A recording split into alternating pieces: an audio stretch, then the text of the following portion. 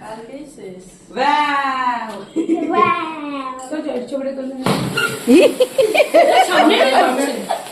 তুই সর না, ফটো তুলবে তো। যা এটা কি ছিল ফটো তুলছে। তাটা উঠেছিলি পুরো উঠেছিলি এটা না হট করে বলতে